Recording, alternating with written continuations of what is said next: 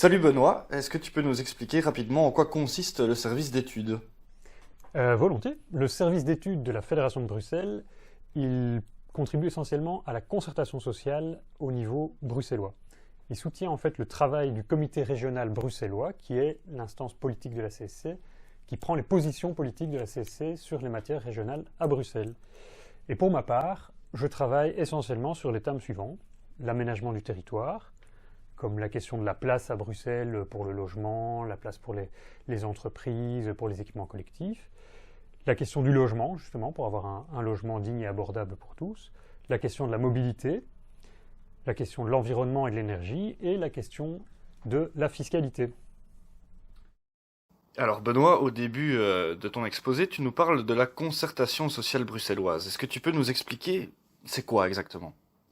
Alors, la concertation sociale, ce sont quand les interlocuteurs sociaux, c'est-à-dire les représentants patronaux et les représentants syndicaux, discutent entre eux pour émettre des avis concernant les propositions législatives du gouvernement bruxellois. Quand le gouvernement bruxellois veut prendre une ordonnance, une loi bruxelloise ou des arrêtés d'application qui touchent aux socio-économiques, eh bien, il demande l'avis des représentants patronaux et des représentants syndicaux pour essayer de tenir compte des retours du terrain.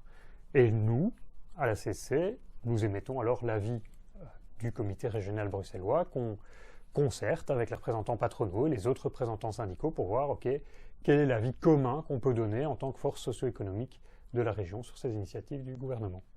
Mais une dernière question, tu parles du Conseil économique et social. Est-ce que c'est le seul lieu de concertation?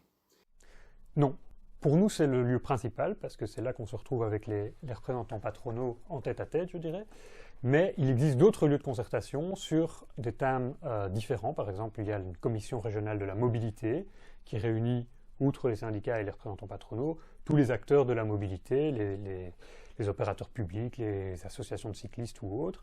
Il existe un conseil de l'environnement, il existe un conseil des usagers de l'eau, un conseil des usagers du gaz et de l'électricité. Ce sont différents lieux dans lesquels les associations et les organisations de la société civile donnent leur avis au gouvernement sur les mesures qu'ils envisagent de prendre.